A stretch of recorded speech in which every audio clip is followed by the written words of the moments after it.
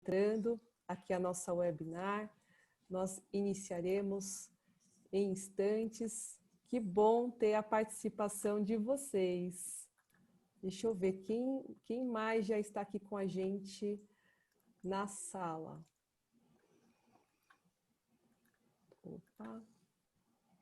Já está com a gente também a Bruna Calvi, professor Daniel Braga. Aliás, aproveitando a deixa e desejar um feliz Dia dos Professores para vocês que são nossos mestres queridos. Hoje eu fiz questão de parabenizar todos os nossos queridos docentes que tão carinhosamente estão conosco. Um deles aqui, Geraldo Magela, Ângelo Lunardi, o próprio professor Daniel Braga, mestres queridos que sempre estão conosco disseminando tanto conhecimento e tanto saber. Obrigada por vocês existirem e obrigada por permitir que aprendamos cada vez mais com vocês. Sejam todos bem-vindos.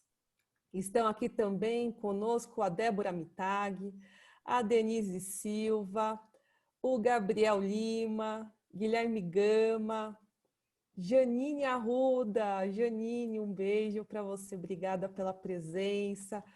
O Jefferson Lenine, que mais? Nossa, quanta gente! Nosso querido José Clóvis, da Treviso, que também é um grande mestre. Sempre tive essa oportunidade de aprender tanto com o Clóvis, pessoa tão querida, nosso associado Abracan. Parabéns para você também, viu, Clóvis? Obrigada por nos permitir aprender. O professor José Augusto, da Advanced, também conosco, grande professor. Um abraço para você, professor José Augusto. Obrigada pela presença. Professor Manuel Cruz. Nossa, estamos hoje cercados de grandes mestres, né? Grandes mestres assistindo nossos mestres especiais. Parabéns, feliz Dia dos Professores para todos vocês, pessoas queridas e nossos grandiosos mestres. Vou aguardar aqui a sinalização aqui da Renata. Renata, nós podemos começar, né? Podemos sim. Ai, que bom. Sejam todos bem-vindos a mais um webinar da Abracan. Meu nome é Amanda Graminha, sou coordenadora da área de cursos e palestras. Antes de introduzir nossos palestrantes, gostaria de passar algumas orientações.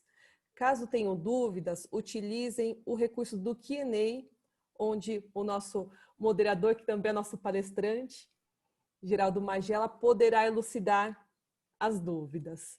E para o nosso webinar Câmbio e Comex na Prática, temos a presença de Geraldo Magela, ele servidor aposentado do Banco Central do Brasil e atual diretor executivo da GMS Perspectivas, Capacitação e Treinamento.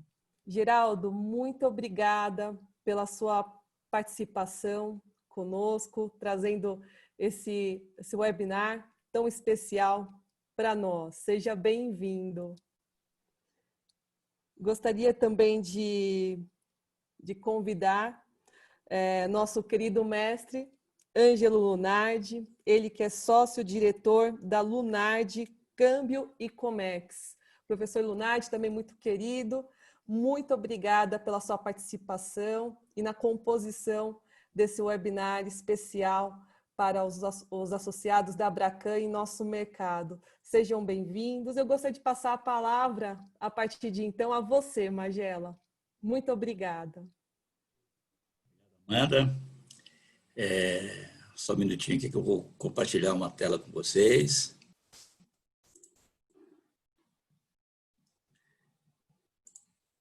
Estão vendo aí, Amanda? Tá ok? Magela, só clicar agora na tacinha para expandir a tela. Ok aí? Pronto, perfeito. Então tá bom. Muito obrigado, Amanda. Por seu intermédio, também quero agradecer a Abracan, né, por mais essa oportunidade de estar participando novamente, né, deste ciclo de palestra, que na verdade já se torna uma referência, né, no nosso segmento, né? Manifesto também, de uma forma muito especial, a minha satisfação, a minha alegria de estar aqui compartilhando esse painel com o professor Ângelo Lunardi, a quem também aproveito para parabenizar a professora Ângelo Lunardi, e acho que em nome de todos os participantes, pelo Dia dos Professores.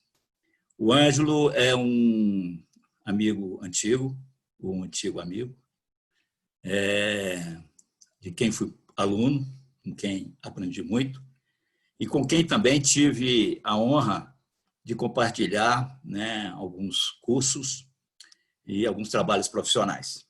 Aliás, estamos até pensando, né, Ângelo, em reativar nossa parceria para voltar a oferecer alguns cursos aí de câmbio e comércio exterior para todos vocês.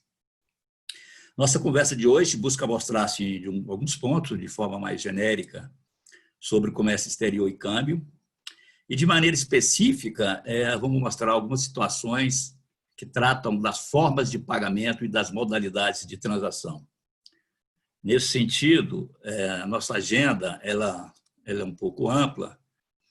Nós não necessariamente iremos seguir esses pontos, né, seguindo uma ordem desses pontos todos, mas, de alguma maneira, esses pontos todos serão tratados ao longo da nossa conversa.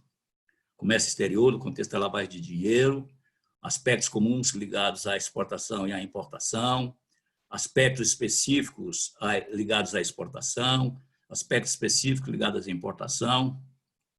Essa parte aqui é que o Ângelo falará com mais propriedade.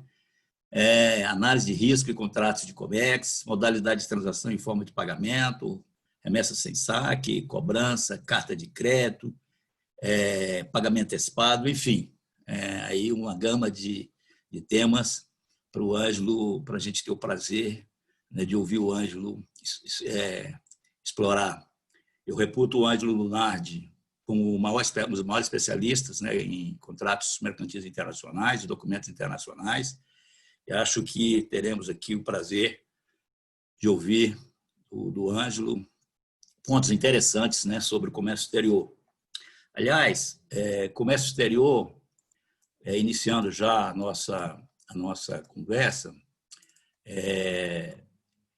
o comércio exterior, a lavagem de dinheiro, é um tema que vem já sendo tratado nos fóruns internacionais de uma maneira com muita preocupação, né? Nós sabemos que o comércio exterior, por sua complexidade e diversidade, envolve diferentes países, diferentes culturas, né? Diferentes players e atores, né? Autoridades, instituições financeiras, reguladoras, compradores, vendedores, agentes de carga, enfim, uma gama enorme de agentes e players, e que produzem, ao longo do curso do comércio, diversos documentos com dificuldade cada dia maior de você analisar, né? Então, essa sistemática ela já vem sendo tratada nos fóruns internacionais que cuidam da prevenção à lavagem de dinheiro, e o GAFI, já no seu relatório em 2006, ele fez um trabalho onde ele começou a tratar desse tema, que surgiu essa expressão que vocês já devem ter ouvido falar, que é o TBML, né? O Trade Based Money Laundering, né? Que está no relatório do GAFI de 2006. Foi a primeira abordagem que o GAFI fez, isso de uma maneira mais sistêmica, e naquele relatório de 2006 ele já conceituou o que seria o TBML, né?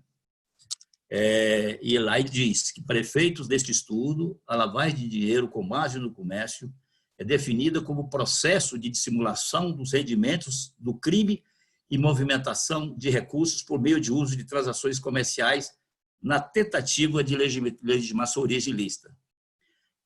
Trazendo isso para o nosso contexto, é como se aplica na Lei 9.613, que diz que lavagem de dinheiro, né, dá aparência ilícita a recursos ativos, né, e valores obtidos de maneira ilícita. Aqui nós estamos falando, substituindo valores e ativo por mercadoria e serviços.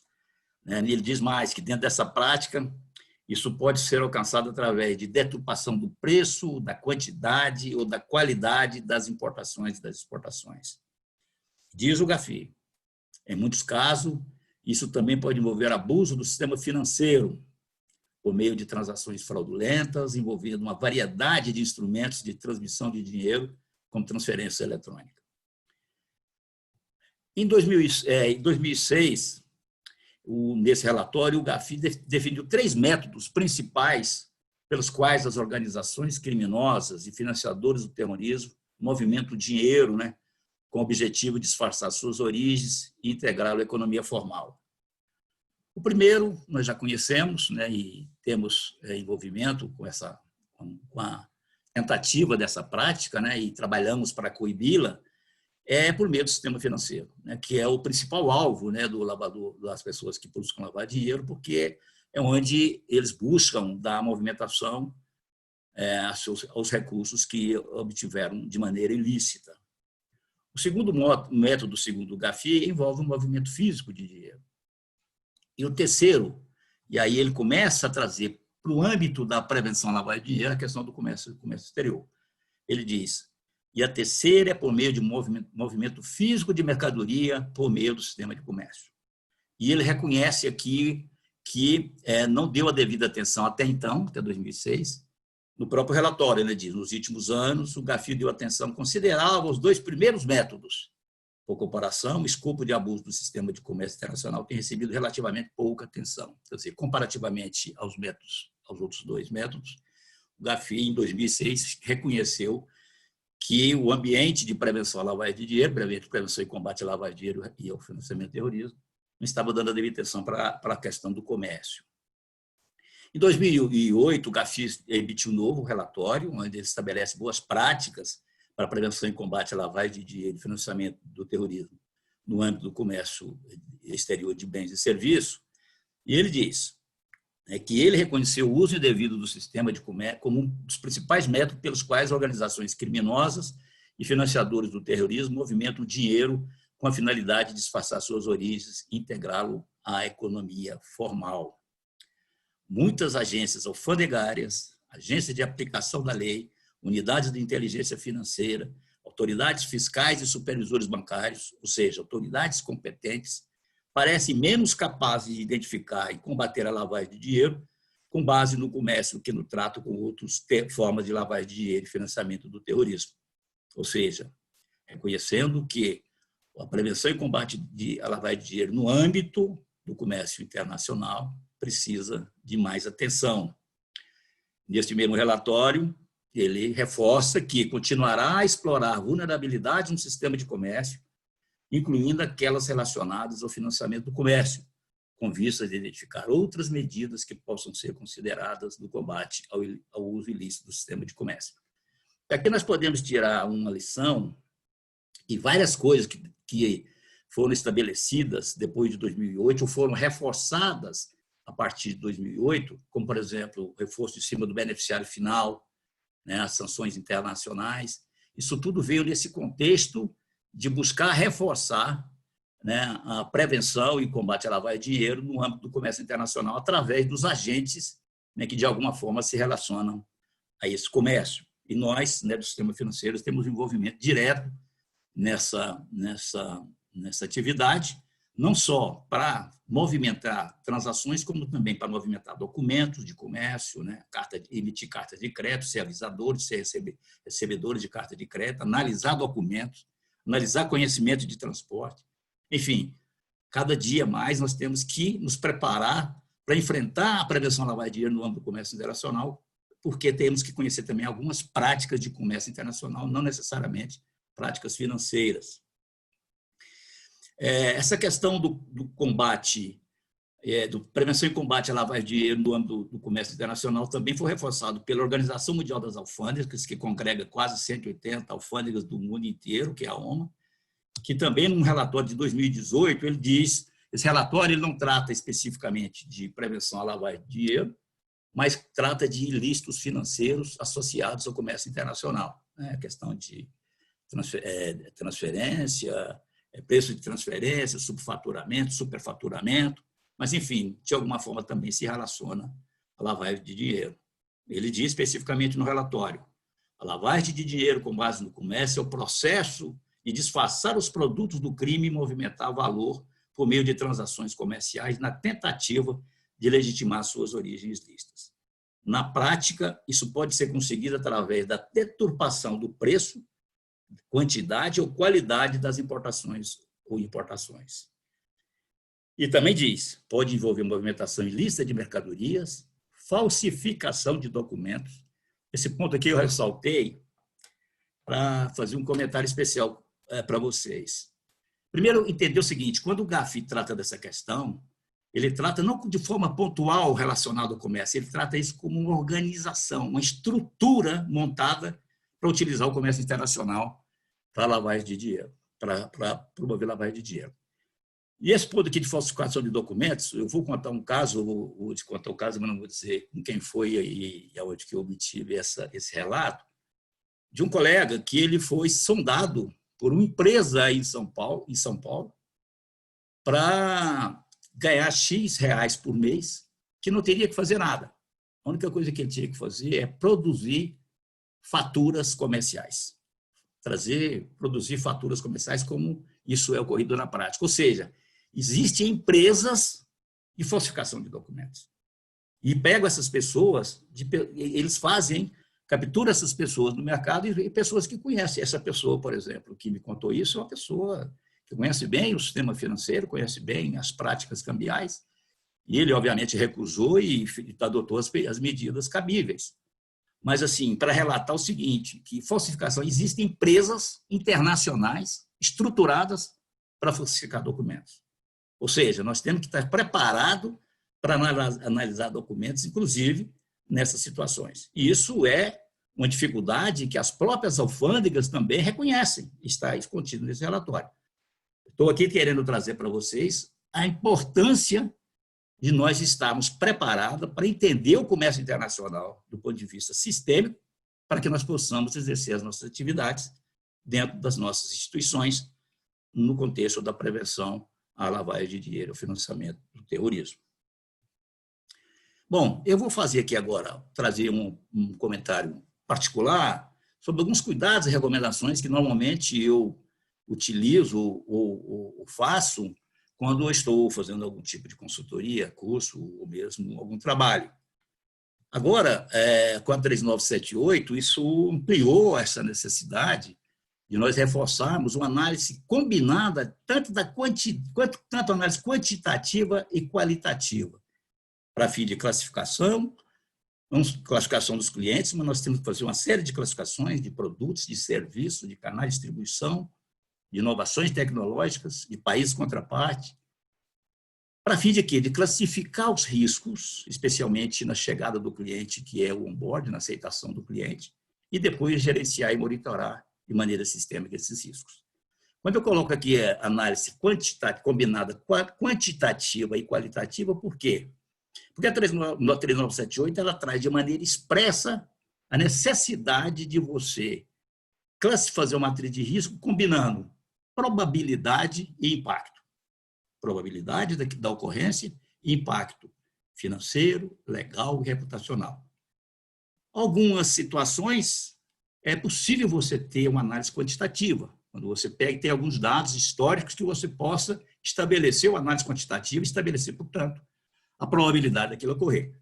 Mas em outras situações não é possível você fazer uma análise quantitativa. Então, você tem que fazer uma análise qualitativa do negócio, ou seja, entender o negócio como um todo, e aí é com base em ferramentas que você possa, e experiência, né, utilizar pessoas que conheçam o mercado, para que você possa, de maneira efetiva, estabelecer a probabilidade e o impacto de risco dentro desse contexto. Então, primeira coisa, ter uma análise combinada.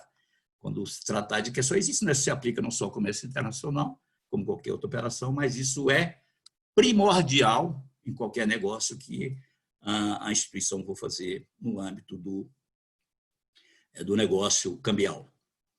Uma questão básica, que parece básica no primeiro momento, mas eu digo para vocês que não é tão básica assim, porque eu tenho visto muitos casos onde há apontamentos, né, inclusive do Banco Central, por falta de verificação de habilitação do cliente no Siscomex. E mais grave, onde também não se observou o radar na importação. Nós sabemos que tem 3 modalidades no radar: expressa, limitada e ilimitada. Imprescindível que isso seja verificado nas importações. Não se pode iniciar, não se pode fazer um negócio com um importador sem que esses 2 pontos sejam, e aí também no exportador, porque na exportação também se habilita, né? Embora não tenha o radar na exportação, mas a habilitação para a empresa operar no comércio internacional é imprescindível. Não se pode iniciar um relacionamento ou dar curso a um relacionamento sem que isso seja previamente verificado. E o radar na importação é importante, mas basta verificar o radar? Eu julgo que não. Eu recomendo também que se verifique o perfil cambial do cliente. E muitas vezes, vou imaginar um cliente que tem um radar de $150 mil durante 6 meses, e que você depois, o perfil cambial é uma informação que o Banco Central disponibiliza, sempre com autorização, vocês têm sempre que pegar a autorização do importador, porque a resolução determina que isso seja feito, você só pode acessar essa informação com autorização do cliente, que você acesse, então, a base do Banco Central e verifique em que montante aquele cliente, em quais natureza aquele cliente celebrou câmbio. Para que você possa verificar se ele tem um radar de $150 mil, mas ele nos últimos 12 meses, nos últimos 6 meses, já celebrou câmbio de importação em valores superiores a $150 mil, ele já passou esse limite. Isso é básico de verificar. E o Banco Central tem cobrado esse tipo de verificação. Não basta apenas, eu estou vendo aqui que ele tem um radar, mas ele pode ter esse radar comprometido. Quem trabalha em banco, quem trabalhou na área de crédito, sabe que isso é muito viável e factível e razoável. Por quê? Quem trabalha na área de crédito, quando alguém vai pegar um crédito num banco, a primeira coisa que o banco faz é pedir uma autorização do cliente e acessar o sistema a central de crédito do Banco Central, onde o banco verifica qual é o nível de risco que esse cliente tem no sistema financeiro por ter contraído outros empréstimos e não ter pago. Isso é feito em todas as operações de crédito.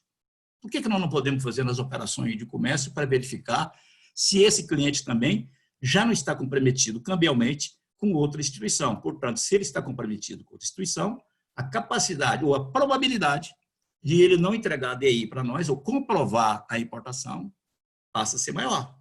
Então, esse é um ponto importante. Uma outra situação que se pode olhar, e aí depende do nível de risco que vocês estão examinando, é o histórico do cliente no Siscomex. Essa informação é mais difícil porque somente o importador pode acessar. Mas é a informação dele. Se você quiser verificar também qual o nível de comprometimento que ele já tem com DI desembaraçada, você pode pedir também para o importador que te apresente o histórico dele no Siscomex. E com isso você tem as duas coisas. Você tem o balanço, você pode fazer o balanço cambial com o balanço físico, câmbio físico, e aí você sabe o tanto que ele já contratou de câmbio, o tanto que ele já importou e exportou. Isso se aplica para as duas situações. Aliás, na CAN 57 eu aplicaria não só para o comércio, porque também dá para você verificar em outras operações, inclusive de investimento e financeira, qual o nível de câmbio que esse cliente está assumindo no mercado e se isso é compatível com sua capacidade financeira, sobre a qual agora nós vamos falar, que é o pilar que eu julgo no princípio de início de relacionamento com o cliente, no comércio internacional, principalmente. Capacidade financeira é a capacidade que uma pessoa física, uma pessoa jurídica tem de gerar receitas lícitas. E, com base nisso, normalmente as pessoas olham o faturamento da empresa e normalmente se estabelece um percentual em relação aos últimos 12 meses. Isso está certo? Está certo. Agora, e aí com isso você estabelece o limite operacional. Mas, a partir da 3978, isso ficou mais claro ainda que esse limite operacional ele tem que ser estabelecido com base no risco do cliente. Você não pode dar o mesmo 70% do faturamento nos últimos 12 meses para um cliente que você classificou como de alto risco, olhar de baixo risco, para outro que você classificou como de alto risco lá na origem. Tem que ser diferente, porque os riscos são diferentes, portanto, o limite de atuação com uma instituição tem que ser diferente. Eu julgo que o limite operacional é um importante balizador e também ponderador para fins de determinação de mitigação de risco. O limite operacional passa a ser, portanto, importante fator de mitigação de risco no processo de monitoramento. Relatório de visita. Se a empresa quer fazer importação e exportação de valores que no primeiro momento, não parecem compatíveis com a empresa, o perfil de negócio da empresa, façam uma visita ao cliente, independentemente de onde o cliente esteja. Obviamente que tem que ser uma situação que justifique, que seja razoável, né, para todo o negócio. Mas se for um negócio que a natureza traz risco, que o valor é elevado, que é uma empresa constituída há pouco tempo, por exemplo, que não tem tradição no mercado, justifica um relatório de visita, independentemente se ela está em São Paulo, no Rio, em Minas Gerais, Mato Grosso ou Amazonas. Se a instituição acha que tem uma relação de custo-benefício importante com relação a esse cliente, que assuma, né, a necessidade de fazer esse relatório. Eu acho também imprescindível o relatório de visita, porque o início do relacionamento fundamentado, bem visto, ele dá sustentação para todo o negócio, né, com o cliente. Cobranças de ações administrativas tempestivas. Estabelecer prazos para a entrega de documentos daquilo que ficar pendente de entrega, né, na origem do negócio. E tem que ser rigoroso na cobrança e tem que adotar sanções administrativas tempestivas e efetivas. O que seriam as sanções administrativas? Bloquear o relacionamento, suspender o relacionamento ou, se em último caso, comunicar ao COAF, se for necessário. E também, dentro do contexto do terrorismo, financiamento e combate ao terrorismo, avaliar as contrapartes. Então, essa análise quantitativa e qualitativa da relacionamento com o cliente na operação de comércio exterior, a nosso ver, é imprescindível. Nós vamos trazer aqui agora, de uma maneira, vou passar já daqui a pouquinho para o Ângelo, agora eu vou só trazer para vocês, como o nosso webinar, a gente se propôs a trazer algumas situações práticas, nós aqui, hipoteticamente, imaginamos 4 situações que eu vou simplesmente lê-las aqui e o Ângelo, na sua apresentação, vai abordar como se tratar cada uma. Tá? Então, assim, eu vou preparar aqui, né, as análises que o Ângelo fará na sua apresentação. Então, a primeira situação é a seguinte: uma empresa industrial brasileira, imagina, uma empresa industrial brasileira, pertencente a um conglomerado estrangeiro, tem repentinamente um de seus equipamentos danificados e necessita repor de imediato peças produzidas por outra empresa do grupo no exterior. Qual a modalidade de transação seria mais conveniente a ser utilizada? O Ângelo vai nos explicar. Outra situação: exportador brasileiro tem cliente tradicional no exterior, com o qual mantém relacionamento comercial há mais de 30 anos. Esse cliente estrangeiro necessita de um dos seus produtos com certa urgência. Qual a modalidade de transação poderia o cliente brasileiro utilizar nesse caso? Então, na primeira situação, a empresa do mesmo grupo. Na segunda situação, é a empresa do mesmo grupo, porém, a empresa não é do mesmo grupo, porém, o exportador tem um relacionamento já consolidado e tradicional.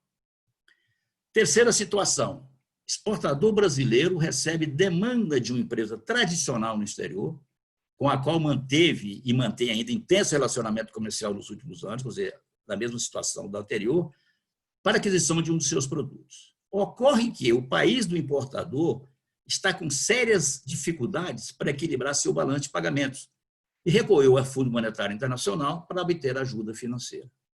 Qual seria a melhor modalidade da transação a ser utilizada? Ou seja, aqui é a empresa tradicional, como cliente tradicional, porém o país está em dificuldades. Quarta situação: empresa brasileira, produtora de commodities, recebe demanda de um cliente estrangeiro para aquisição de um de seus produtos. A empresa estrangeira é uma trade sem tradição no mercado.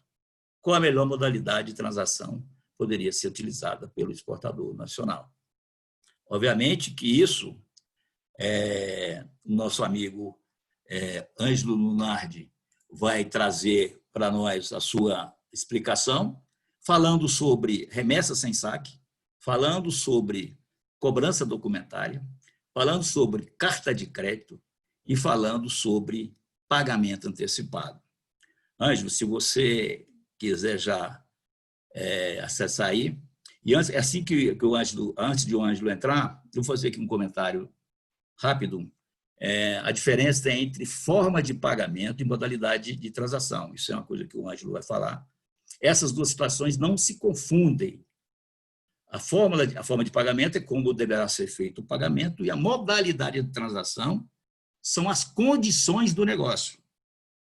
Ambas situações são necessariamente utilizadas no comércio internacional. Como você vai entregar o dinheiro e quais são as condições do negócio que eu quero fazer. Tá? Então, ambas as situações envolvem, na maioria, bancos. Né? Há um caso especificamente que não necessita. Por quê? Nós sabemos que o importador, para retirar a mercadoria no seu país, necessita dos documentos. E, normalmente, os documentos são entregues mediante determinadas condições. E são essas condições que o Ângelo vai fazer um comentário sobre ela. Conseguiu ir, Ângelo? Sim. Entra aí, meu amigo. Minha tela já está aparecendo aí, não? Não. Não, né? Então eu vou ter que descompartilhar a sua tela. Perfeito. A minha está compartilhada ainda? Não, né? Não dá. Não, eu já saí. Não. Então, imagine então que o importador necessita dos documentos para poder retirar a mercadoria no destino, ou seja, no seu país. E essas condições de pagamento, essas condições mercantis, é que vão determinar como esses documentos serão disponibilizados ao importador no país de destino. Né? E a forma de pagamento é como isso vai ser feito, como os pagamentos serão feitos.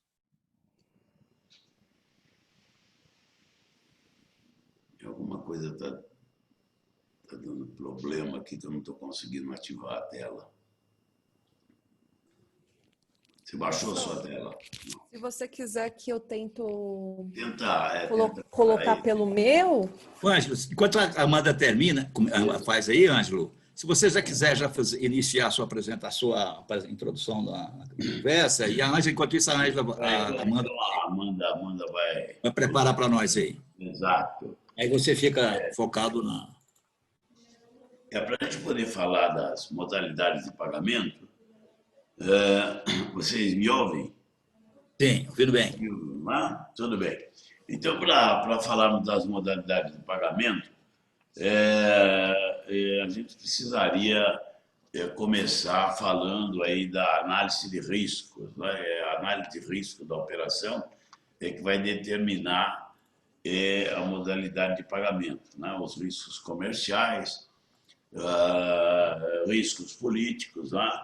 E, obviamente, que diante desses riscos há uma análise que ela é cruzada, né? Ou seja, fornecedores fazendo análise dos seus compradores e vice-versa. Né? De um lado, eu preciso, na qualidade de comprador, me assegurar que o fornecedor tem capacidade para fornecer, que ele é tradicional, que, enfim, preciso saber da idoneidade desse camarada, ao mesmo tempo que o fornecedor ele precisa fazer uma análise, primeiro, do país do comprador, para saber se ele pode negociar com aquele país sem problemas maiores em relação a pagamento. Obviamente que ele precisa também fazer uma análise do comprador para ter certeza que o comprador é capaz de pagar ou não é capaz de pagar, se vai precisar de alguma garantia, ou seja, usar uma modalidade que possa ele trazer problemas amanhã. Então, vamos evitar esses problemas trazendo garantias para as operações. Tá? Então, essa análise aí, ela antecede ao contrato de compra e venda de mercadorias ou de serviços. Tá? Aliás, qualquer operação, a análise de risco, ela tem que anteceder a sua realização. Tá? Então, feita essa análise, o comprador e o vendedor vão partir aí para negociação. Tá? E quando nós estamos falando de uma exportação ou de uma exportação, tanto sempre é importante observar que o que precede ao contrato de compra e venda é exatamente essa análise. Uma vez feita a análise, então se parte para o contrato de compra e venda propriamente dito, né? Toda a operação, seja de uma operação de mercadorias ou de serviços, ou às vezes até as duas coisas combinadas, nós vamos ter um contrato.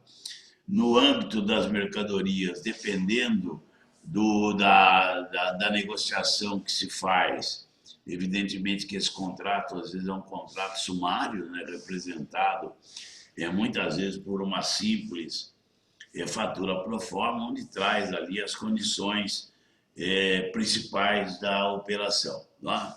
Mas... Professor, desculpe interromper. Eu só queria saber se a tela... o senhor consegue ver a tela que eu compartilhei? Não, O senhor não consegue ver? Não estou conseguindo ver. Perfeito. Poxa, que eu tô aqui no primeiro slide, né? Então seria para... Não, eu estou para coordenar aqui com o senhor. O meu primeiro slide está na tela, mas ele não foi... deixa eu ver aqui. Eu ampliei a tela, mas o comando é seu, né? Entendi. Bom, eu estou aqui no primeiro slide. O senhor passando de slide, como eu não consigo enxergar, o senhor consegue me dar o comando para passar? Eu estou aqui no comprador, vendedor, análise de riscos. Análise de risco, né? Eu posso dar o comando. Ele passou o slide? Mudou a tela? Estou exatamente no primeiro, porque eu subi a tela aqui para o senhor. Se o senhor quiser fazer uma nova tentativa de compartilhamento. Eu tenho a impressão que essa tela não está compartilhada. Não. Posso fechar aqui o meu e o senhor tentar na sua? Acho que dá mais autonomia. Vamos tentar? Eu tenho a impressão que eu devo ter tido algum problema de conexão aqui. Perfeito. Você tem como colocar a tua tela para todo mundo e eu vou trabalhando em cima das suas informações aí? Consigo, professor, mas se o senhor quiser fazer uma nova tentativa aqui, até porque eu imagino que para você é melhor a autonomia, né? Não, Amanda, acho que é melhor você colocar e ele vai te dando comando. Muda a tela, por favor. Acho que são situações diferentes, acho que dá para ele comandar bem. Melhor você comandar aí para a gente. Deixa eu ver se eu consigo comandar agora. Tá? Vamos deixar o professor fazer essa tentativa, que eu sei que para ele a autonomia da tela é bem melhor. Olha, acho que já está compartilhando, professor. Eu acho que agora compartilhou. Tá? Sim, agora é só clicar aqui na tacinha, né, para expandir. Exato. Sim, pronto, fechou, professor, tá perfeito. Vamos que vamos. Ótimo, perfeito, então. Bom, então, pessoal, conforme a gente estava comentando, né, feita a análise de riscos, tanto comerciais quanto políticos, nós vamos para, efetivamente, o contrato de compra e venda de mercadorias ou de serviços. No caso aqui, eu estou destacando a mercadoria. Tá? Para a gente ficar aí nas três condições básicas da operação, eu diria que um contrato de compra e venda de mercadorias, ele se assenta num tripé, onde um deles é a própria mercadoria. O segundo pezinho da operação ou são as condições de entrega representadas lá pelos Incoterms, atualizados aí Incoterm 2020. Então, nós estamos comprando ou vendendo uma mercadoria em que condição? FOB, CIFIC, CIFRET. Então, esse é o segundo ponto. E o terceiro pezinho desse nosso tripé são exatamente as condições de pagamento, que é o que interessa para nós aqui, o nosso pano de fundo está exatamente aqui, condições de pagamento. Lembrando que no Brasil, hoje nós temos uma facilidade para fazer as operações, e podemos operar em qualquer moeda, podemos operar em qualquer prazo. Evidentemente que, quando eu falo que podemos operar em qualquer moeda, qualquer prazo, nós partimos da premissa que compradores e vendedores, eles sabem, né, aquilo que é interessante para ele, é interessante para o parceiro. E, em terceiro lugar, aí dentro da condição de pagamento, eu destaco a modalidade de pagamento, não é? Qual é o método de pagamento que nós vamos usar para liquidar essas operações, não é? E é aí onde o Magela colocou aquelas várias situações aí nas telas finais dele, né? Aqueles exemplos. Então, nós colocamos aqui algumas dessas modalidades ou as modalidades mais utilizadas dentro do mercado. Não? Obviamente que sempre insistindo aqui, avaliando riscos comerciais e riscos de natureza política, não? Os riscos do país com quem nós vamos negociar. Então, num primeiro momento, nós destacamos aqui a remessa sem saque, a remessa sem saque, que é uma operação onde nós temos o comprador e vendedor, eles têm uma relação bastante tradicional, pode ser, inclusive, uma operação entre matriz filial, né? Ou seja, operações de coligadas, operações de empresas do mesmo grupo, e, obviamente, que negociando com países que não oferecem risco. Tá? Não adianta ser uma empresa do mesmo grupo e a parte compradora está lá num país de alto risco, eventualmente com problemas de balanço de pagamentos. Tá? Então, estamos colocando aí que são operações entre coligadas ou operações realizadas entre parceiros tradicionais em que não há existência do risco político da operação. Não? Então, nesse caso, como o comprador goza de confiança do fornecedor, o fornecedor embarca a mercadoria, remete toda a documentação para esse comprador desembaraça a carga e, posteriormente, ele faz o pagamento da operação. Então, uma operação bastante simples, não é? E que, obviamente, se não for bem analisada, se o vendedor não tiver o cuidado de fazer uma análise minuciosa, né, principalmente do risco político, ele pode ter surpresas desagradáveis. Por isso que a gente chama a atenção de início que estamos trabalhando com ausência de risco comercial, de risco país, e entre empresas que têm tradição, então são coligadas. Evidente que é uma operação que não acontece com tanta frequência, né? Por quê? Porque o mercado não é feito só desse tipo de cliente e de fornecedor. Então, nós temos uma segunda modalidade que muitas vezes nós temos a ausência do risco país, né? Sempre é importante lembrar que estamos colocando aqui a ausência de risco país logo no início, né? E, obviamente, que são operações entre parceiros não tradicionais, né? Então, o cadastro do comprador pode ser bom, né? Eu posso ter aí uma boa visão da capacidade de compra desse cliente, ele pode ser idôneo e tal, mas eu não tenho ainda nenhuma experiência com ele. Então, a alternativa primeira lá da remessa sem saque não é recomendável. O ideal é que nós entregássemos, né, esse vendedor entregasse esse documento para que um banco fizesse a cobrança ou o envolvimento de 2 bancos ou 3 bancos, às vezes, para fazer a cobrança. Então, ocorre o embarque da mercadoria, semelhantemente ao que acontece com a remessa sem saque, será permitido, será adotado o pagamento após o embarque da mercadoria, porém, diferentemente da remessa sem saque, o vendedor ele vai encaminhar essa documentação através da rede bancária com instruções para pagamento, se essa operação for à vista, ou aceite e posterior pagamento se a operação for a prazo. Lá numa operação à vista, o banco vai entregar essa documentação mediante o pagamento. E numa operação a prazo, vamos entregar a documentação a partir do aceite e vamos, obviamente, chamar o pagamento depois. Então, existe um risco maior aqui, né? Ou seja, a operação remessa sem saque, a confiança é plena, então, automaticamente, entregamos o documento direto para o importador, ele desembaraça a carga para depois pagar.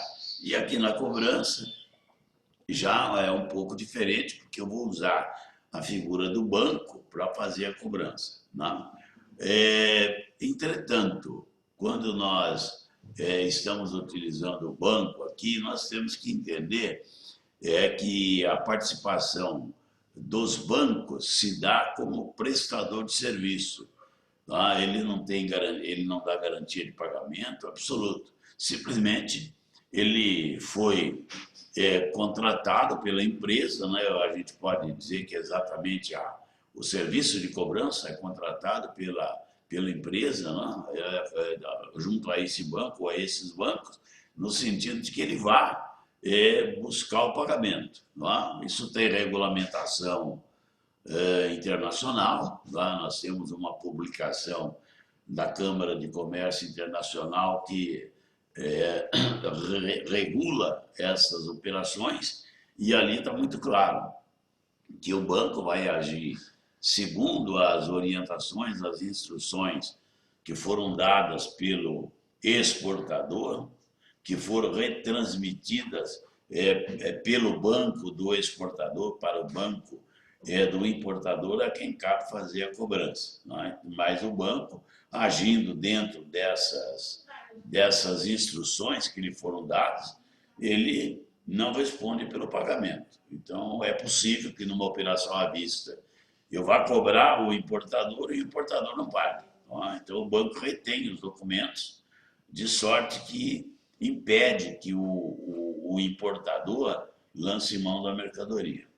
Ou, numa operação a prazo, se esse exportador se nega a dar o aceite, o banco também retém a documentação. O documento será entregue contra aceite. Porém, aqui o risco é maior, porque esse importador pode dar o aceite no momento em que o saque, né, é apresentado para ele, e depois ele não faz o pagamento da operação. Então, seria conveniente que na operação em cobrança se tivesse o cuidado aí de fazer essa análise de risco com muito cuidado.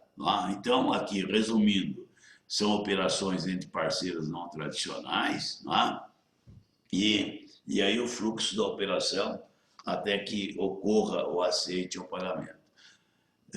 Eu queria, nesse momento, mostrar aqui para vocês um fluxo rápido da operação e, em seguida, pedir que o Magela fizesse as considerações aí, não só sobre a cobrança, mas também lá com a remessa sem saque. Então, observem aqui que é uma operação bastante simples, muito embora haja envolvimento de banco. Observe que aqui o vendedor ele fez o embarque, mandou a mercadoria para o comprador. Quando eu digo mandou para o comprador, certamente essa mercadoria chega na alfândega do país do comprador e ele vai precisar da documentação para poder liberar essa carga. A documentação será entregue para um banco que recebe do exportador instruções para encaminhar para o banco cobrador no exterior, que a gente poderia chamar aqui, que é o banco do importador. É esse banco aqui, banco cobrador, que vai, eventualmente, apresentar esse documento para pagamento ou para aceite. Então, cabe aos bancos aqui prestar serviço. Se houver uma negativa de pagamento, os bancos simplesmente vão se reportar ao exportador. Tá? Então, obviamente que não temos garantia de pagamento nenhuma aqui, tá? Da mesma forma que lá na operação remessa sem saque também nós não temos nenhuma segurança, tá? Daí porque essas operações elas não podem ser feitas com parceiros que não sejam tradicionais, mesmo no caso da cobrança, tá? Eu estou fazendo uma operação com um parceiro, muitas vezes tradicional, mas que pode não ter capacidade de pagamento para aquele volume de operações, ou pelo menos, de repente, uma operação diferente daquilo que normalmente ele vem comprando lá no dia a dia. Perfeito? Então, são duas operações que merecem aí um cuidado muito especial, ou seja, a decisão de fazer uma venda na base de cobrança para um importador ou numa remessa sem saque, ela tem que ser precedida de uma análise muito cuidadosa aí, perfeito? Então, feitas essas observações, eu queria devolver a bola aí para o nosso colega, o Magela. Você faria depois a parte de carta de crédito e pagamento antecipado em seguida, é isso? Sim, exato. Tá. Eu acho que eu teria poucos comentários a fazer, só ressaltar alguns pontos. Né? Primeiro, no primeiro caso, da remessa sem saque, né? Que é aquela primeira situação que a gente colocou, que é uma empresa, aquela primeira situação, que é a empresa do mesmo grupo que teve necessidade de fazer uma importação urgente, recorreu a outra empresa lá fora para fazer a sua importação e, portanto, como há confiança, a remessa foi feita diretamente às mãos dele, quer dizer, na verdade, os documentos que chegaram antes da mercadoria, né? Para saber o nível de confiança que tem, como o Ângelo colocou. Qual é a preocupação que a gente tem que ter? Além de todas aquelas que a gente comentou, é a questão, eu diria, do perfil do negócio, né? Saber se, porque empresas coligadas também, às vezes a estruturação de um processo de lavagem de dinheiro, aquela segunda fase da lavagem de dinheiro, que é você dissimular, né, pagamentos, às vezes há estruturação de negócio. Só ter cuidado para ver se o perfil do exportador que combina com o perfil do exportador, se a mercadoria envolvida tem algo a ver com os negócios que o importador faz, mas isso está no contexto daquela avaliação geral. Com relação à cobrança, tem um aspecto muito importante a ser considerado nesse quesito, que ele traz uma característica semelhante ao pagamento antecipado de importação, e eu diria até com um pouquinho mais de preocupação, que é a cobrança à vista. O que acontece na cobrança à vista? Muitas vezes, o documento, né, o documento de embarque chega para o importador antes da chegada do navio. Se vier de navio, normalmente demora 60 dias. E aí o importador coloca faz a remessa no pagamento à vista, via banco, e esse documento vem por via aérea. Então, o documento chega aqui em D2 depois do embarque, e o cliente vai à instituição para fechar o câmbio. Portanto, ele tem os documentos do negócio, não tem ainda o comprovante do desembaraço. A DI ele não possui ainda. Então, nesse caso, você vai fechar um câmbio, que é uma cobrança à vista, os documentos estão sendo apresentados, mas ele ainda não tem o comprovante da nacionalização da mercadoria, ou seja, a DI, que comprova que a mercadoria efetivamente chegou no país. Então, nesse caso de cobrança à vista, como você faz no pagamento antecipado, tem que ter um controle rigoroso da apresentação da DI. E esse controle tem que ser um prazo menor. Agora, por exemplo, o pagamento antecipado já passou para 360 dias. Nesse caso aqui, não pode passar de 60 dias. Ou seja, se fez o pagamento de um câmbio, fez um câmbio com base nos documentos, onde está faltando somente a DI, porque a DI não é possível porque a mercadoria ainda não chegou. Mas o documento está na mão já do importador. Se faz o câmbio, então tem que se fazer a apresentação da DI em prazo menor, né? No máximo, aí eu daria 60 dias já, sendo um prazo máximo, porque é o máximo que normalmente ocorre num desembaraço aduaneiro por via marítima. Se for via aérea, vem mais rápido. Ou seja, então, na cobrança bancária à vista, onde o exportador fecha o câmbio, né, de imediato e fica para depois apresentar a DI, da mesma forma tem que ter o controle da DI, a apresentação da DI a posteriori, porém, num prazo menor, um prazo eu diria, no máximo 60 dias. Está perfeito, Ângelo, com relação a essa observação, essa preocupação, no caso de cobrança à vista?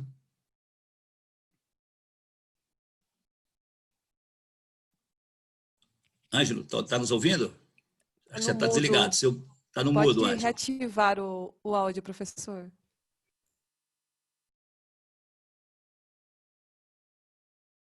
Está no mute. Agora, não, voltou de novo. Agora voltou. Agora tá bom. Estamos boicotando. Deve ser algum importador aí que está com a consciência pesada aí, viu?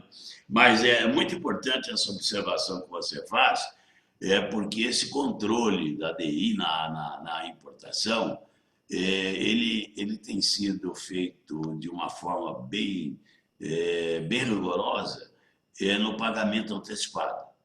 E, eventualmente, nas operações de cobrança à vista, a gente sabe que muitas vezes a instituição ela acaba falhando nesse mistério. Não é? Por quê?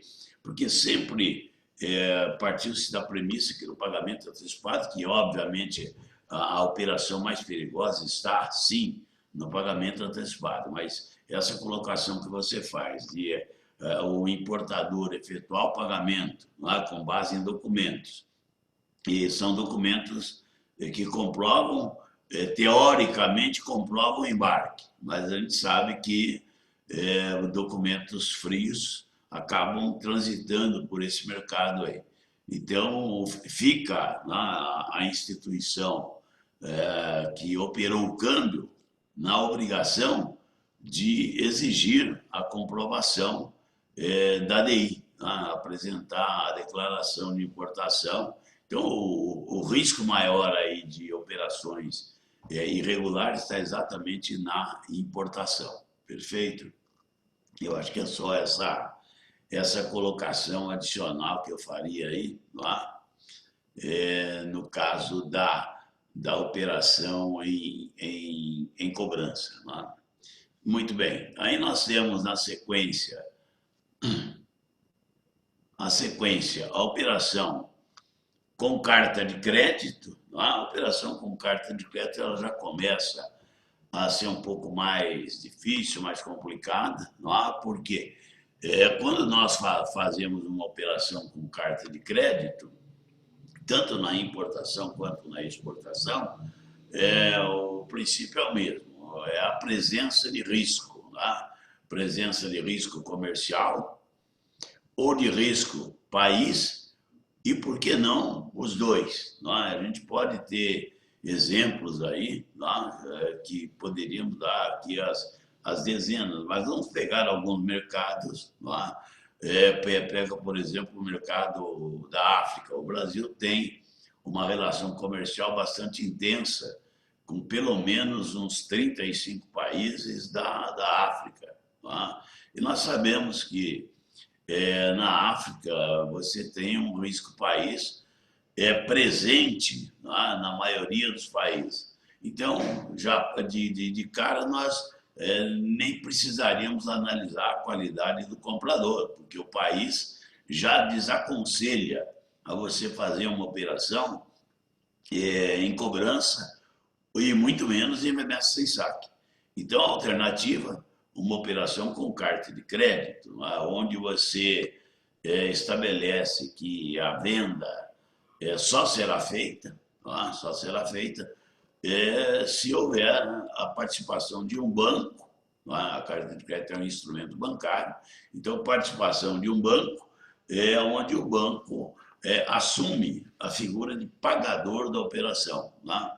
É importante a gente observar que quando se fala de uma operação feita com carta de crédito, seria um banco entrando na operação na qualidade de pagador da operação. Ele não é garantidor, ele não emite uma garantia de pagamento, ele emite um instrumento de pagamento.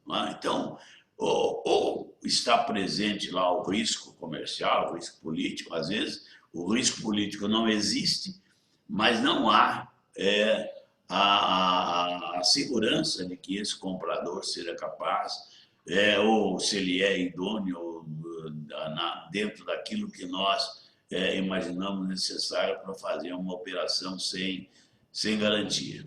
Então, operações entre parceiros não tradicionais, então nós só vamos embarcar a mercadoria, ou seja, esse exportador só embarca a mercadoria se houver a emissão de uma carta de crédito, ele vai receber a carta de crédito.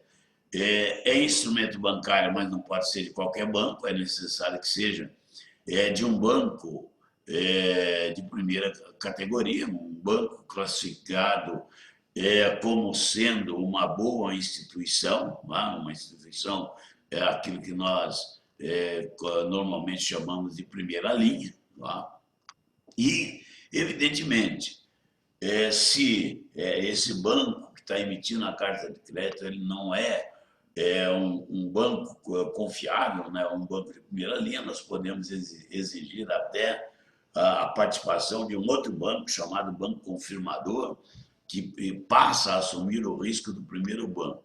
Então, nós estamos envolvendo aqui nessa operação o banco não como um prestador de serviço, como nós fizemos lá na cobrança. Nós estamos envolvendo o banco aqui como alguém que vai pagar a operação, e às vezes até um segundo banco confirmando. Então, eu posso, eventualmente, estou fazendo a exportação para um determinado país, a gente poderia aí ter exemplos às dezenas. O Brasil está exportando, por exemplo, para Angola. Angola nós temos bancos que são confiáveis, mas eu tenho risco Angola. Então, eu vou querer uma carta de crédito, mas essa carta de crédito ou ela será emitida fora de Angola, ou se emitida em Angola, ela deve ser confirmada por um banco fora de Angola. Semelhantemente, na importação, isso também acontece. Nós estamos importando, muitas vezes o nosso importador, ele não é um importador tradicional, fornecedor do exterior, muito embora ele aceite o risco Brasil, mas ele não aceita o risco daquela empresa, então ele pede a emissão de uma carta de crédito. Bom, dependendo do perfil do banco brasileiro que emita essa carta de crédito, é possível que lá no exterior seja solicitada uma confirmação. Evidentemente que essa participação de banco na qualidade de pagador ou de confirmador de uma operação acaba onerando essa operação.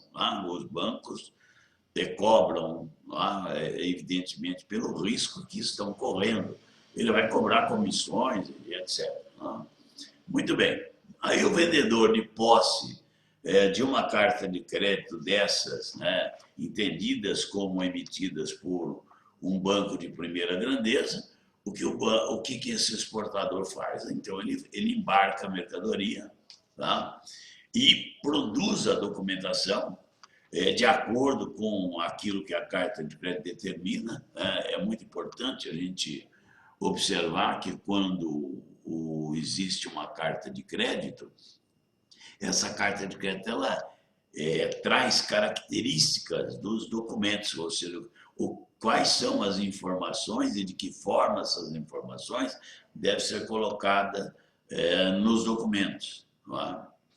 Obviamente que o grande risco do exportador é não conseguir colocar a documentação em ordem. Então, ele já avaliou o risco do banco, pode ser um banco de primeiríssima grandeza, porém, se ele não faz a documentação correta, não apresenta a documentação de acordo com aquilo que foi estabelecido e de acordo com a regulamentação internacional, ele pode ter aí uma decepção, ele não receber o dinheiro aí. Também aqui nós colocamos um fluxo rápido da operação. Então, nós temos aqui, no primeiro momento, o contrato de compra e venda. Nesse momento em que se fez o contrato de compra e venda, é que o vendedor exige do comprador a emissão de carta de crédito. Obviamente que esse comprador, no segundo momento, ele procura um banco, normalmente do seu próprio país, mas nada impede que fosse num país diferente, e emite a carta de crédito em favor do exportador e encaminha essa carta de crédito através de um banco, normalmente indicado pelo próprio exportador, que é o chamado banco avisador. Então, essa carta foi emitida e foi apresentada para esse banco avisador. O banco avisador é um mero prestador de serviço, ele recebe a carta, verifica a autenticidade e entrega essa carta ao beneficiário. Ele, banco avisador, não tem nenhuma responsabilidade de pagamento. Na verdade, o compromisso de pagamento é do banco emitente para com o beneficiário. E, eventualmente, pode, como eu disse há pouco, pode incluir também um banco confirmador. Esse banco confirmador, muitas vezes, é um terceiro banco, que pode ser o próprio banco avisador aqui, ou um banco que emita essa carta. Nós temos situações de exportações, por exemplo, para um determinado país. Aquela carta é emitida naquele país, é enviada a um terceiro país para confirmação e depois ela vem para o Brasil. O importante aí é que, se houver a necessidade de um banco confirmador, porque ou não se confia no banco emitente, ou não se confia no país do banco emitente. Como eu dei o exemplo lá de Angola, eu vou exportar, e eu não aceito a carta de um banco de Angola, exatamente pelo risco de Angola. Então, certamente, nesse caso, a confirmação ela vai ser feita por um terceiro país. Então, eu vou pegar uma confirmação, sei lá, da Alemanha, e aí nós conseguimos transitar para o terceiro país. Porém, nós temos situações em que o banco confirmador está no próprio país de exportação. Então, tanto na importação quanto na exportação, nós temos essas situações. Perfeito? Então, a operação com carta de crédito ela já dá uma segurança maior para esse importador, ou melhor, para esse exportador que está fazendo o negócio.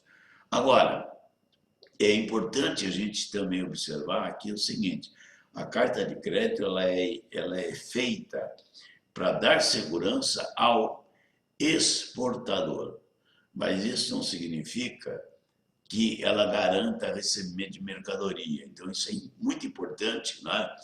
Se eu sou o importador, eu preciso tomar esse cuidado.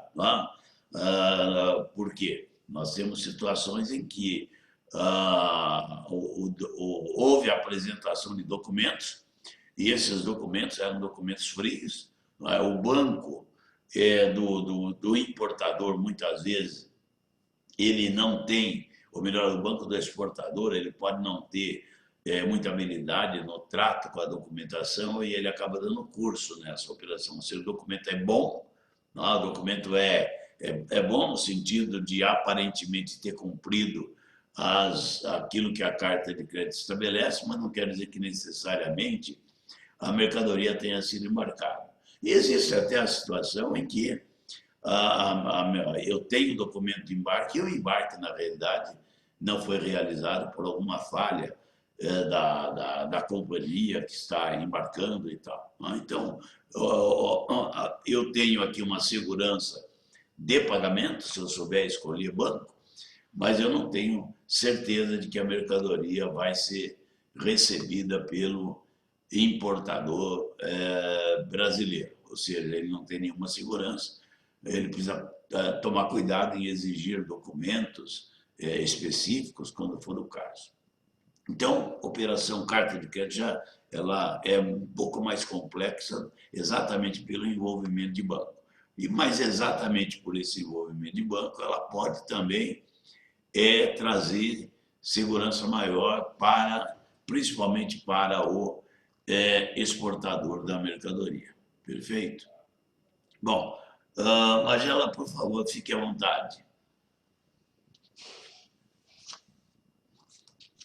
Mas só complementar duas coisas aí que eu aprendi com você, Sim.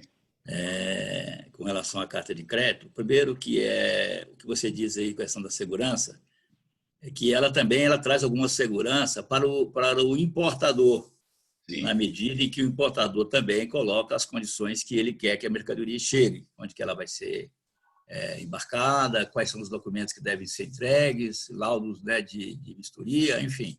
Então, o importador também ele tem segurança de que ele vai trazer a mercadoria na forma que ele está adquirindo. Isso foi você que me ensinou. Outra coisa que você também me ensinou é que quando você é o importador, que você não seja tão exigente na indicação de documentos, diferentemente de quando você é exportador, porque quando você é exportador, você está colocando condições que o importador e o banco, o emissor, que tem que cumprir. E se você é importador, você não vai colocar condições para você mesmo, né? Quer dizer, quanto menos condições tiver na importação sua, é melhor.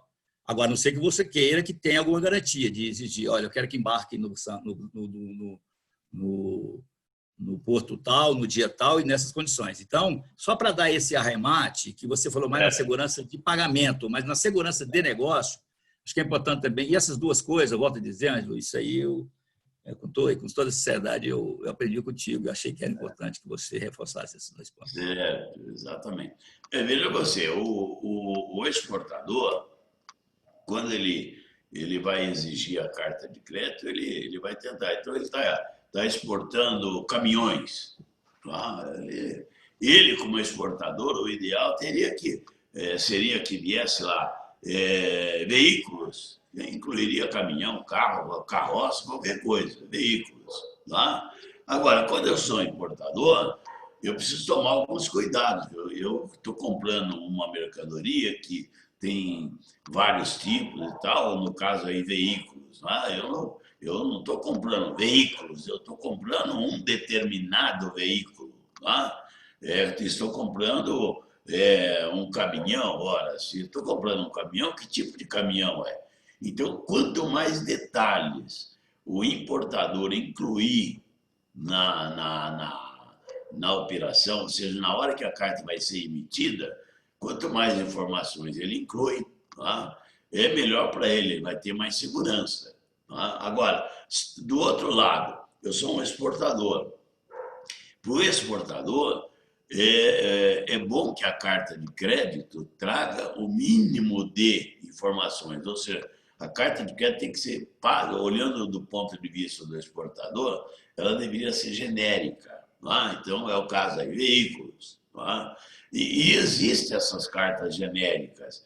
Eu comentei aqui sobre Angola, eu estou me lembrando aqui agora de umas operações que o Brasil faz exportação, fez, né, ou talvez faça ainda hoje, fez exportações para Angola. Então, uma trade em Angola, ela emitia as cartas de crédito e essas cartas de crédito traziam lá mercadorias e, acredite se quiser, vinha escrito apenas produtos alimentícios.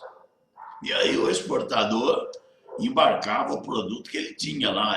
Aqui também do lado de cá era uma trade. Então, obviamente que como o país importava tudo, se exportasse macarrão, estava de bom tamanho, se exportasse, sei lá, bolacha, feijão, estava tudo em ordem. Tá? Então, para o exportador, é bom que a carta venha genérica, para que ele não tenha problema na documentação. É isso que é importante observar. Né? Agora, se vem muito detalhado, ele corre o risco de errar na documentação. Mas, de um outro lado, perfeito, se estamos falando de um importador que ele conhece bem as regrinhas, ele vai colocar o detalhe da mercadoria. Né? E, além disso, mercadorias que facilmente podem ser confundidas com outras, tá? Porque muitas vezes eu coloco o detalhe, mas não é visível. Então, é necessário que o importador ele também exija documentos específicos, né? Quem sabe um certificado de inspeção ou um documento, né, semelhante aí. Lembrando que quando a gente fala de certificado de inspeção, geralmente a gente pede inspeção prévia ao embarque, né? Mas existem produtos que, uma vez embarcados, ele pode ser contaminado. Então, uma inspeção pós-embarque, e por que não uma inspeção na chegada da mercadoria? Isso tudo pode ser feito, vai depender do conhecimento que o cliente tenha, né, que o importador tenha, das variáveis aí da operação. Perfeito?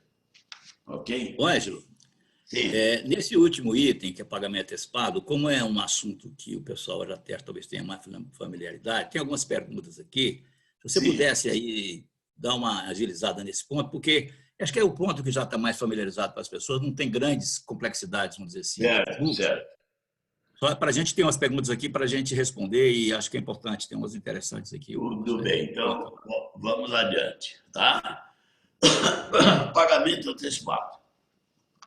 Presença de risco comercial e ou risco país, tá? Às vezes os dois, tá? Eventualmente você não tem risco país, mas você tem um risco comercial, tá? Então, operação entre parceiros não tradicionais. Então, o primeiro aspecto é o risco, o segundo aspecto é essa falta de tradição entre o parceiro. De repente apareceu lá um comprador lá que eu nunca tive relações com ele, não tenho maiores informações quanto à idoneidade dele. O comprador, então, efetua o pagamento antes do embarque, como o próprio nome sugere. Aí o vendedor realiza o embarque da mercadoria. Qual o grande risco para o comprador? O risco para o comprador pode ser que ele não receba essa mercadoria, não seja embarcada, pode ser que ela não seja embarcada e ele não receba o dinheiro de volta, enfim, tem uma série de situações. E também, né, é uma operação em que, se não houver aí cuidados, principalmente na importação, aí na parte de controles, eu posso estar mandando pagamento antecipado, a mercadoria não vem, e aí nós vamos precisar da interferência da instituição financeira para controlar isso. Eu posso, por trás desse pagamento antecipado, eu posso ter aí evasão de divisas, enfim, operações que constituem ilícito. Né? Na exportação, o contrário também é verdadeiro. Né? Então, eu posso ter uma operação de pagamento antecipado, né? Sempre lembrando que essas operações, na importação, ela tem prazos estabelecidos pelo governo, né? E na exportação, não, eu posso receber pagamento antecipado para embarcar mercadoria daqui a 30 dias, daqui a 1 ano, daqui a 2 anos, e daqui a 5 anos. E não há nenhuma regra impeditiva disso. E há um cuidado muito especial que deve ser tomado aí no lado da exportação, porque eu posso, por trás desse pagamento antecipado de exportação, ele pode ser simulado para, eventualmente, uma lavagem de dinheiro disfarçada nessa operação. Não é? Motivos que levam a empresa a realizar pagamento antecipado são vários. Pode ser risco de não pagamento, não é? Pode ser, às vezes, um pagamento antecipado parcial, quando se trata de operação sob encomenda, em que se pede um sinal de pagamento. Muitas vezes o pagamento antecipado é oferecido pelo próprio comprador, porque ele pretende ter preferência no fornecimento de uma mercadoria em que o prazo de produção é longo. Tá? E, do lado do fornecedor, o pagamento antecipado é um ótimo financiamento à produção da mercadoria. Evidentemente que por trás dessas operações que colocamos de forma regular, pode se esconder operações que sejam irregulares. Perfeito? Então, as modalidades de pagamento, resumindo, são essas, não é? E eu passo de novo a palavra aí ao Magela, que tem aí uma série de questões. Beleza. Parabéns aí mais uma vez, meu caro. Muito esclarecedora essa sua apresentação. Eu tenho aqui algumas perguntas, e eu vou na sequência, até não está na ordem, vamos dizer assim, das apresentações, das perguntas, mas ela está bem ligada com o que você falou, que é uma pergunta do Sérgio Lima. Ele diz o seguinte, né, parabeniza você, Ângela, e parabeniza, na verdade, aos professores, né, está dizendo aqui, e tem a seguinte dúvida: no pagamento antecipado de importação de mercadorias não embarcada, passando o prazo da previsão de embarque, o importador teria 30 dias para solicitar a devolução.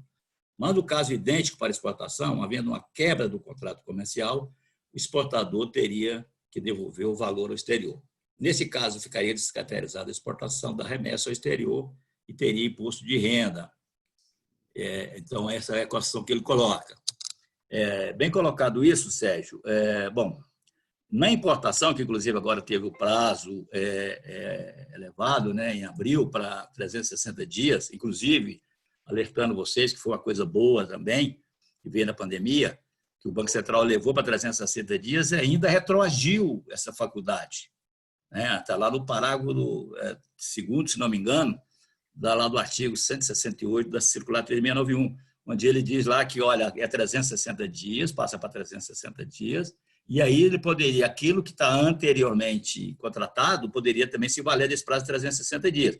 Depois ele diz mais, olha, se em situações que for o não embarque no exterior não ocorrer por fator alheio à vontade do importador, esse prazo pode chegar até 720 dias.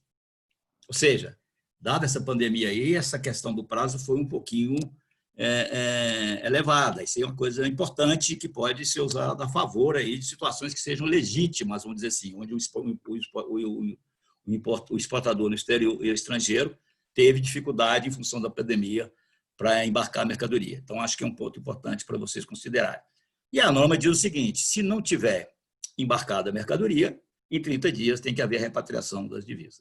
Na verdade, eu acho que isso aí, esse item dos 30 dias veio ainda é um resquício lá ainda dos controles cambiais, quer dizer, eu acho que eu não vejo, assim, particularmente eu não vejo mais sentido nisso, até porque eu não vi ultimamente ninguém prerrogativo,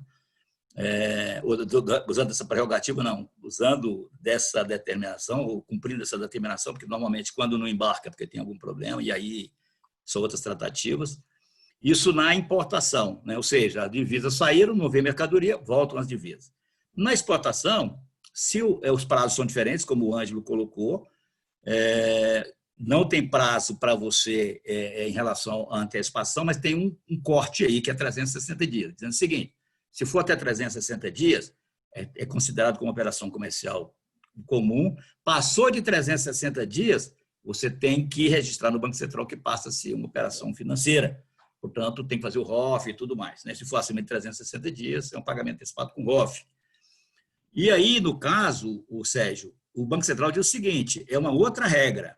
Por quê? Porque o financiamento de exportação ele conta com subsídio do governo do ponto de vista do financiamento. Ele não cobra juros sobre as linhas de crédito que são utilizadas para financiar a exportação. Então, o que o governo diz? Olha, se você utilizou de um pagamento antecipado de exportação que está isenta de imposto de renda, porque nós entendemos que você faria exportação em benefício do país, portanto, nós isentamos o financiamento do imposto de renda, se houver descaracterização, você tem que recolher o imposto de renda. Se você devolver, descaracterizou-se a operação comercial que traria benefício ao país da exportação, portanto, nada mais justo que você devolva e pague imposto de renda. Mas aí a norma dá outra alternativa. Se você quiser, se for uma exportação de curto prazo, se você quiser transformar em longo prazo, você pode registrar no Banco Central, obviamente também passando para empréstimo e também pagando imposto de renda, né? A não ser que você continue como pagamento antecipado pela dilação do prazo como pagamento antecipado, mas em algum dia você vai ter que embarcar.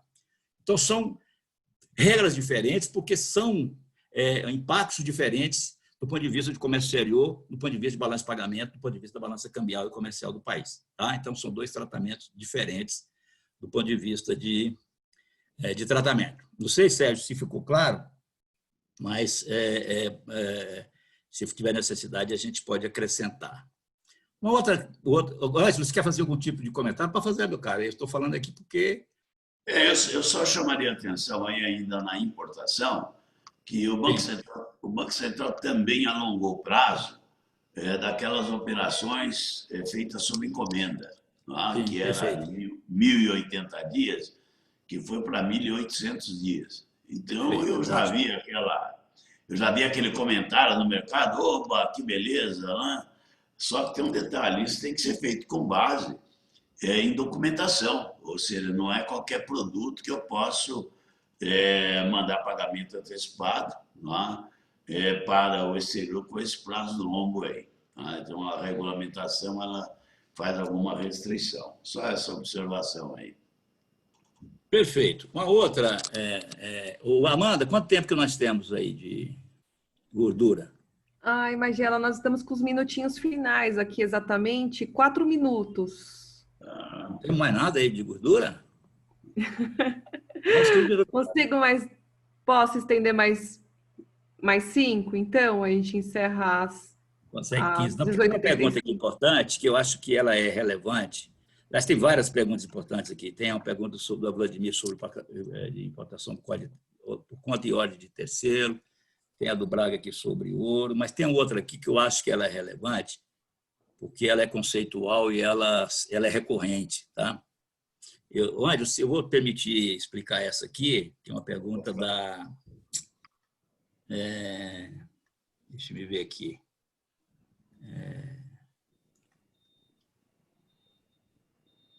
Na verdade, eu não quero ver a pessoa que fez essa pergunta. A Ieda.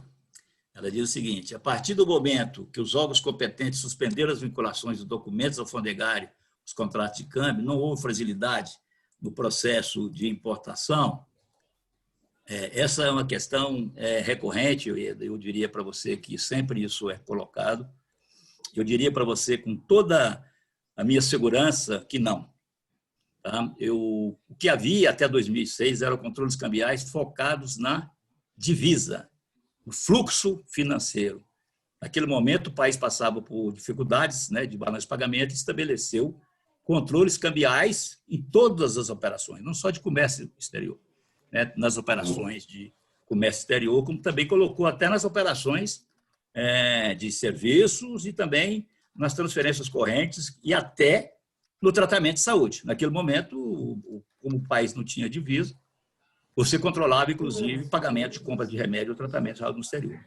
A partir do momento que o país foi passando por uma evolução macroeconômica, isso se deu no final dos anos 90 e início dos anos 2000, o Brasil chegou à conclusão que não tinha mais necessidade de fazer controles de moeda, de fluxo de moeda, nem na entrada, nem na saída. E o fluxo que fazia no comércio exterior era na entrada e na saída. Na importação, o Banco Central cobrava a entrada, a desembaraço da mercadoria, porque saiu o dinheiro, e na exportação, o Banco Central era até mais rigoroso às vezes, e cobrava a entrada da moeda estrangeira, porque entrou ou ia sair mercadoria. Ou seja, o fluxo era exclusivamente financeiro. Como é que se dava o tratamento administrativo disso internamente? O Banco Central era o único órgão que tratava isso, através de processos administrativos que, às vezes, demoravam até 10 anos para serem concluídos. Tá? Quer dizer, o Banco Central controlava o fluxo de importação com exportação e fazia um trabalho que era extremamente oneroso para as empresas que trabalhavam na área de comércio internacional. E depois, a partir de 2005, perdeu toda a efetividade, porque o país chegou num patamar, né, que pôde abrir mão dos entraves do fluxo financeiro e passou a permitir, inclusive, que empresas pudessem ter conta lá fora. Isso deu um salto no comércio exterior brasileiro. Se você olhar os números do comércio exterior brasileiro de 2006 até 2008, se você comparar os 2 anos, você vai ver que o comércio exterior brasileiro eles deu um salto de mais de 400% naqueles 2 anos. E agora, comparado com agora, então, é muito mais.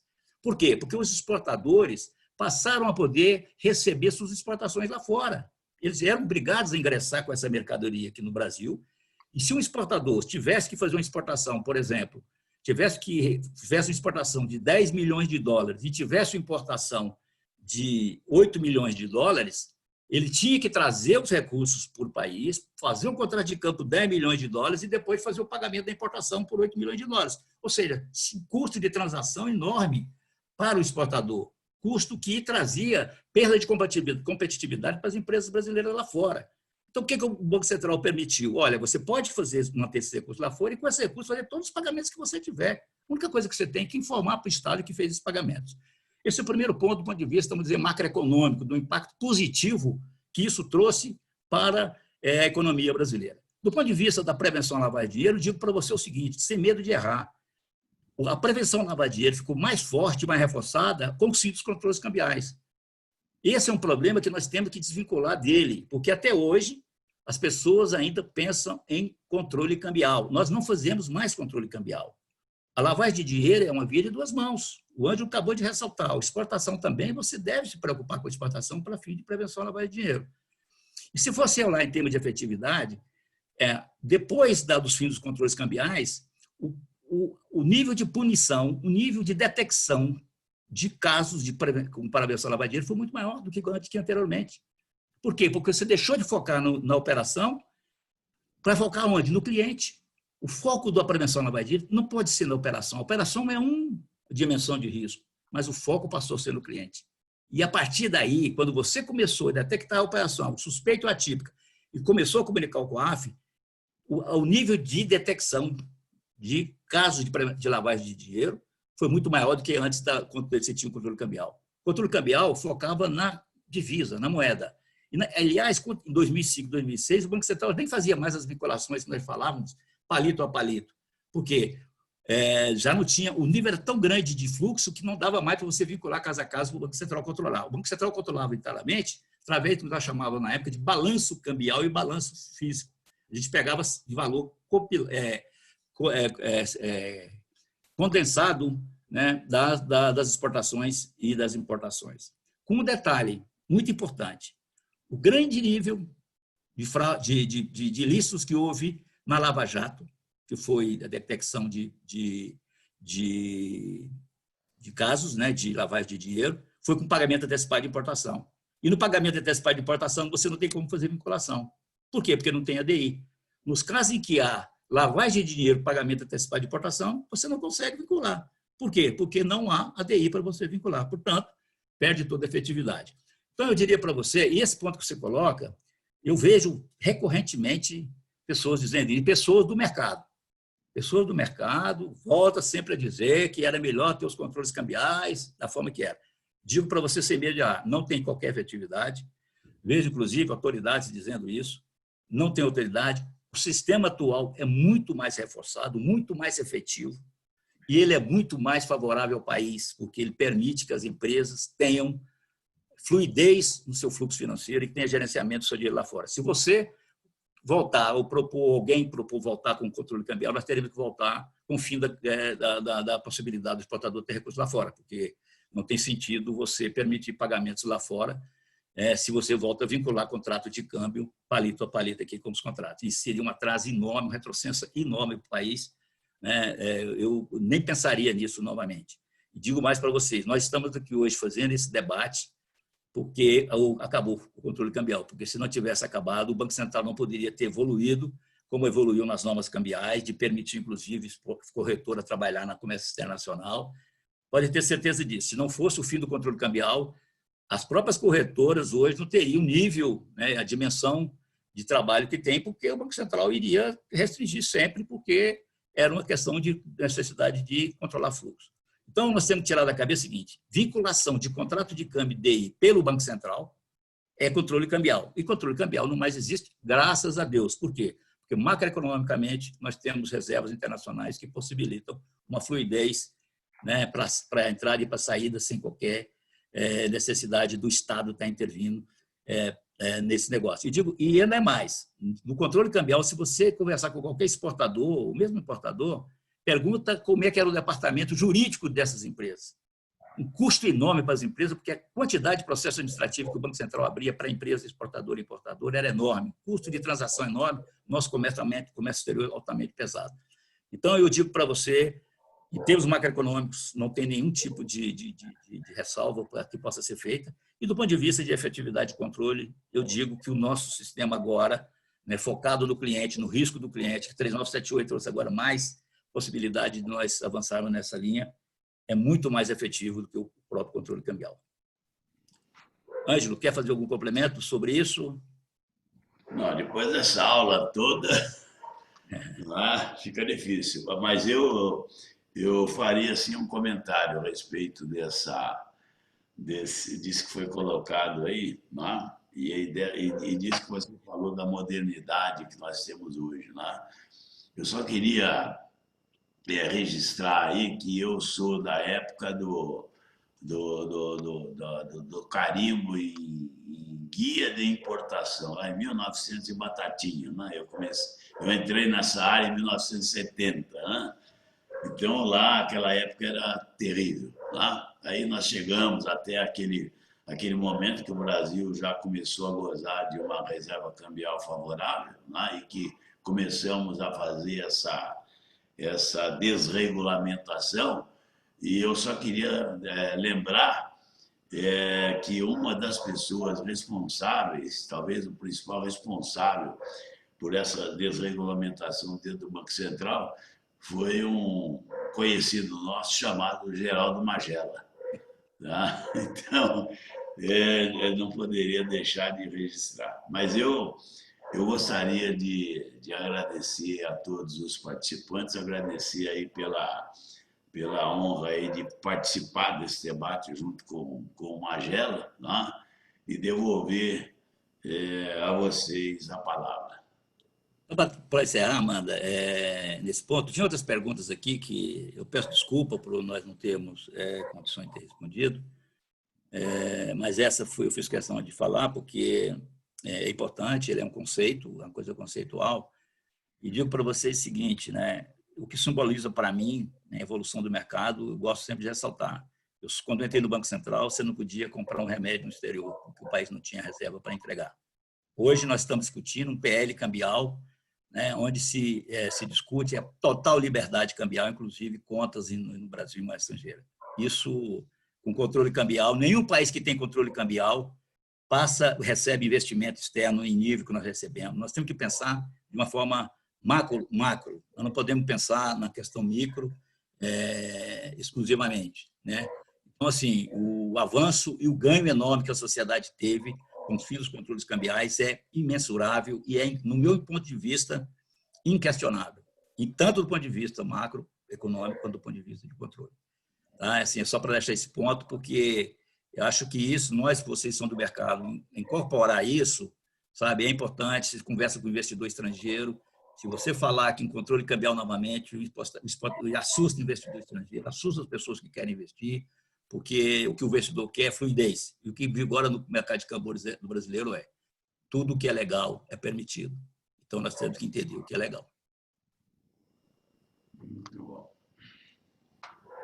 Amanda, a palavra é sua. Se você tiver mais tempo para nós, a gente continua, mas Poxa, Magela, é sempre um prazer ouvi-los, né? E realmente é difícil esgotar um tema, né, que traz tanta movimentação, detalhes, né? Mas aqui, nós da Abracan, aqui em nome da nossa diretoria, somente agradecê-los por compartilhar esse conhecimento conosco. Muito obrigada, professor Lunardi, muito obrigada, mestre Magela, 2 grandes mestres nesta tarde conosco. Eu gostaria de aproveitar, e o pessoal tem me perguntado aqui, Magela e professor Lunardi, sim, a apresentação será compartilhada com vocês no pós-evento. O pessoal que está aqui presente receberá um link, né? Vocês poderão baixar a apresentação, tá bom? Qualquer dúvida, vocês podem entrar em contato com a nossa equipe da Abracan. Tem o e-mail do cursos e palestras, palestras, no plural, @bracan.com, que é do nosso time de eventos. E Amanda, me os dá mais só 20 elogios não segundos, param. por favor. Oi, Não, mas ela não te ouvi, não, depois no me final só 20 desculpe. segundos para eu encerrar.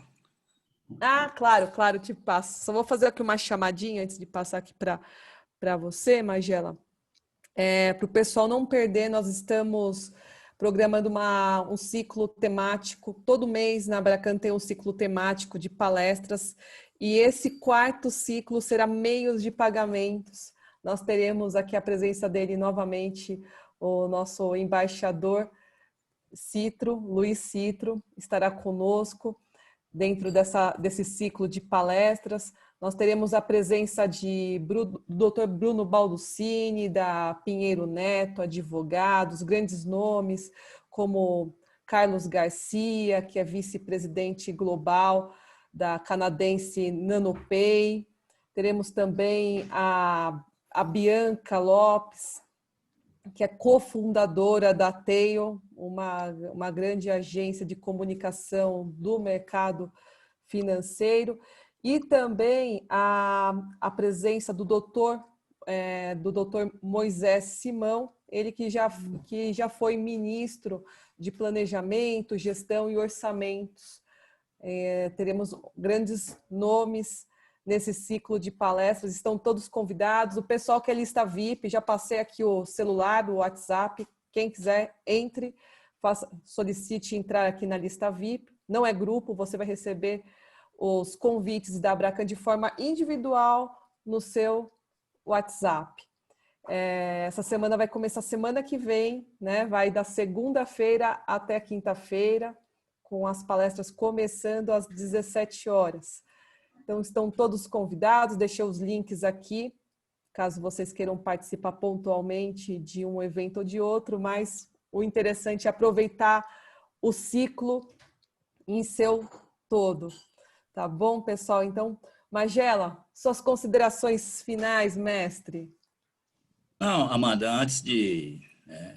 queria dar um abraço a todos que estão nos ouvindo aí, os amigos, né, que eu sei que tem vários amigos aí, amigos e amigas aí que a gente formou, né, conquistou ao longo do tempo, mas eu quero mandar um abraço especial, né, para o meu amigo, meu irmão, João Carlos. Esse aí é companheiro também de longas datas e é uma pessoa que eu, né, é um irmão que eu conquistei, o irmão da vida, né, que eu conquistei na vida. Então, eu quero mandar um abraço para ele. Eu vi que ele está aqui também, só para deixar um abraço, um grande abraço para ele. Tem uns 8 meses que a gente não se vê. Todas as vezes que eu ia a São Paulo, eu, né, pagava lá uma diária para ele lá, e era cara, mas eu fazia questão de ir, mas agora tem com a academia, eu não estou conseguindo ir, que saudade de todos lá, e mandar um grande abraço para ele. E para vocês todos, muito obrigado, um abraço a todos. E mais uma vez você, Amanda, agradecer pela oportunidade. Eu sei, Amanda, que eu quero fazer aqui até um comentário, né, que muitas vezes o convite não vem direto da Bracan, né, porque a Bracan está sempre levando Magela. Às vezes é o próprio painelista que me convida, aí eu, né, não posso deixar de atender. Então, assim, agradecer a Amanda, que me dá a oportunidade sempre de estar participando aí, né, e agradecer mais uma vez. Tá bom? Obrigado, Magela, Amanda. para nós é sempre um prazer ouvi-los. E aqui na Bracan você sabe o quanto você é querido por todos nós. Sempre E verdadeira.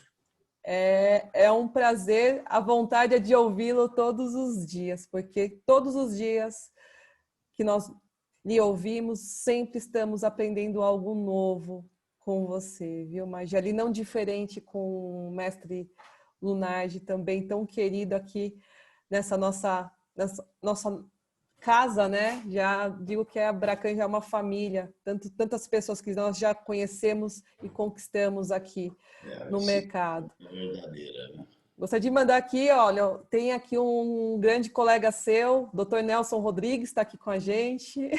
Aproveita, mas já manda um salve para o Dr. Nelson Rodrigues, também um feliz dia dos professores Outro para grande esse amigo grande aí mestre. Aprendo muito com o Nelson, grande Nelson. Recebo nosso abraço, nosso carinho, está sempre conosco aqui na Bracan. E eu desejo a todos vocês uma boa noite. Semana que vem não deixem de estar conosco.